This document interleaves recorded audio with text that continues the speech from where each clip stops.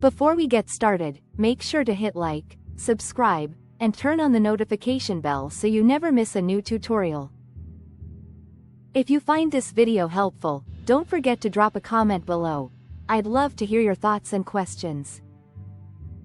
There are two reliable ways to do this: using a plugin, or using the built-in copy all content option in the block editor. I'll walk you through both so you can pick the one that fits your workflow. If you want the fastest, most automated approach, a plugin is the way to go. In your WordPress dashboard, head to Plugins, then Add New. In the search bar, look for a plugin like Duplicate Page. When you see it, click Install Now, and then Activate. Once it's active, go to Pages and open All Pages. Hover your mouse over the page you want to copy, and you'll see a Duplicate This link appear beneath the title. Click that, and WordPress will instantly create a duplicate as a draft. Open the new draft to review everything. This is a good time to adjust the page title, the URL slug, and any on-page content so you don't confuse it with the original. When you're happy, hit Publish. This method is great when you duplicate pages often or want a one-click solution. If you prefer not to use a plugin, the manual method is built right into the block editor. Go to Pages, open All Pages, and click the page you want to duplicate so it opens in the editor. In the top right corner, click the three-dot menu. Choose Copy All Content. This grabs the full block structure in HTML.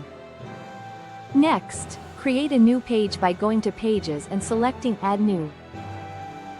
In the New Pages editor, you have two options. For a precise copy, open the three-dot menu again, switch to the code editor, paste the content you copied, and then click Exit Code Editor to return to the visual view. You can also paste directly into the visual editor if you prefer. The content will still be placed correctly in blocks. Once it's in, rename the page, make your edits, and click Publish. A few quick tips as you finish up. After duplicating, check featured images, page templates, and any custom settings like sidebar options or page attributes, since those can vary by theme.